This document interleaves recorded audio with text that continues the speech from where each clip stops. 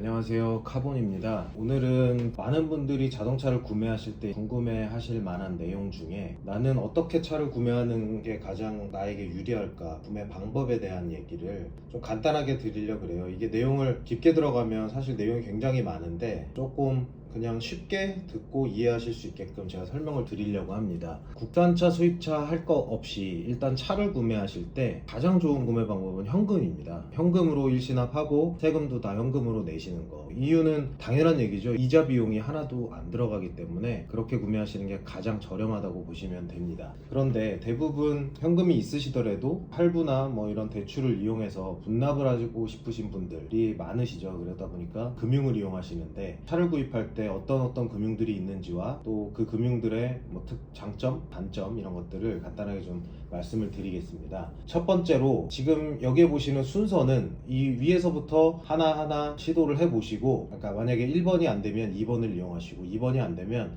뭐 3번, 4번, 5번을 이용하시면 됩니다. 가장 먼저 여러분들이 차를 구입하실 때 돈이 하나도 없이 구입을 하시는 분들도 계실 거고, 일부는 준비가 되어서 나머지 부분을 대출을 받으셔야 되는 경우도 있으실 텐데, 금융을 이용하신다는 전제하에 이제 좀 말씀을 드리면, 첫 번째는 은행권에서 신용대출 또는 담보대출을 받으시는 게 사실 가장 좋습니다. 이유는 신용대출보다는 담보대출이 좋죠. 왜냐하면 당연히 금리가 싸니까요. 담보대출이 만약에 한다고 나오신다 그러면 담보대출을 받으셔서 차량 구입하시는 거를 좀 추천을 드리고, 그렇지 않다 그러면 신용대출도 괜찮은 선택입니다. 왜냐하면 그냥 무조건 1금융권이기 때문입니다. 금리가 가장 저렴하고요. 두 번째는 신한마이카 또는 하나원더카, 그 외에도 뭐 KB도 있고, 제가 알기로 은행권들에서 이제 자동차 대출이라는 이름으로 이제 상품들을 많이 만들어냈는데, 그 중에 원조가 사실 신한마이카입니다. 신한은행에서 가장 먼저 개발을 했었고, 이 대출 같은 경우는 은행권에서 진행하는 자동차 대출입니다. 거의 신용을 가지고 대출을 합니다. 차를 담보 설정하지도 않고, 일반 시중에서 캐피탈을 쓰시게 되면 할부를 할 때 할부 이용 금액만큼 차량에 이제 설정을 걸죠. 그래서 나중에 차를 팔 때 그 설정을 풀어야지만 명의 이전이 되는 구조가 되어 있는데, 그러다 보니까 금융을 이용하시는 분의 거의 신용과 뭐 소득 정도로 대출 금액이 정해지기 때문에 일종의 신용 대출이라고도 볼 수 있습니다. 그런데 자동차 대출이라는 이름으로 제가 알기로는 금리를 좀 싸게, 자동차 시장을 좀 소위 말해 먹기 위해서 은행권에서 좀 저렴한 금리로 나온 걸로 알고 있습니다. 위에 제가 말씀드린 그 은행권 신용대출이라는 거 알아보시기 전에 자동차 대출을 조금 알아보시기를 권유를 드리고요.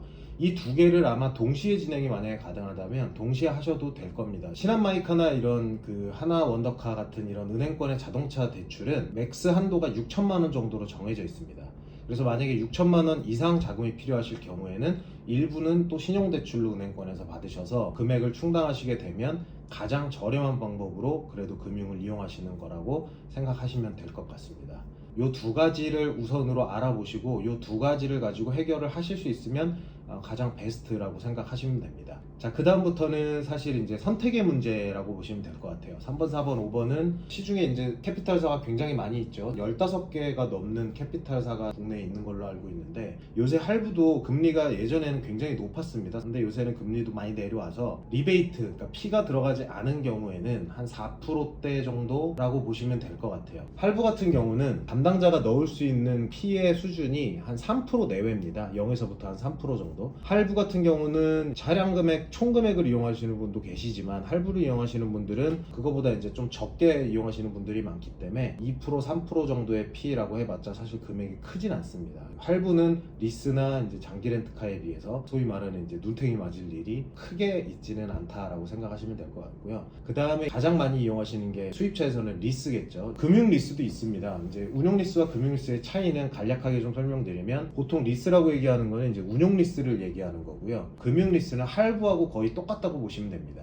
근데 왜 리스냐? 명의를 캐피탈사 명의로 쓸 수 있습니다. 간혹가다 금융 리스를 필요로 하는 분들이 계십니다. 예를 들어서 3억짜리 벤틀리를 사는데 내가 이 차를 현금을 주고 사거나 할부를 해가지고 내 명의로 등록이 되었을 때는 뭔가 리스크가 좀 있다, 세무조사가 들어올 수도 있고, 이런 분들이 금융 리스를 이용해서 1,000만 원만 씁니다. 예를 들어 뭐 36개월 이런 식으로 금융 리스를 이용을 하죠. 그러면 명의를 캐피탈사로 등록이 되어 있기 때문에 세무조사나 이런 게 나올 일이 없고, 2억 9천만 원을 이제 현금을 지불하고 나머지만 리스를 이용하는 경우.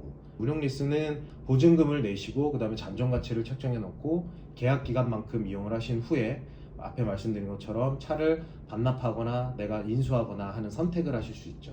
그다음에 이용을 하시는 기간 동안에 운영 리스 같은 경우는 뭐 비용 처리를 목적으로 하시고 한 100만 원 정도의 월 리스료를 내신다 그러면 사업하시면서 이제 비용 처리도 충분히 가능한 그런 장점이 있고요. 그 다음에 장기 렌트카는 두 개로 좀 나뉩니다. 전업사라고 하는 게 뭐냐면 여러분들이 많이 들어보신 SK 렌트카, 롯데 렌트카, 무슨 렌터카 회사들을 전업사라고 합니다. 여기는 금융사가 아니고요. 그냥 렌트카 회사입니다. 캐피탈사들, 시중에 있는 15개 정도의 자동차 금융을 취급하는 캐피탈사들이 모두가 장기 렌트를 하고 있진 않지만 꽤 많은 숫자의 회사들이 장기 렌트도 하나의 금융 상품처럼 만들어서 판매를 하고 있습니다. 그래서 이 둘의 차이는 월 렌트료의 차이가 좀 많이 납니다. 전업사 같은 경우는 금융사가 아니라 기업이다 보니까 자금을 조달해오는 그 조달 금리가 좀 높습니다. 캐피탈사 같은 경우는 거의 대부분 금융사를 기반으로 하고 있는 모기업이 금융사인 회사들도 많고 금융사이다 보니까 자금을 융통해 올 때 조달 금리가 제일 저렴하다고 보시면 됩니다. 캐피탈사의 장기 렌트카 상품들이 실제로 똑같은 차라도 더 저렴할 수밖에 없다라는 거를 이해를 하시면 도움이 되실 것 같고요. 리스와 가장 큰 차이는 이자의 개념이 없습니다.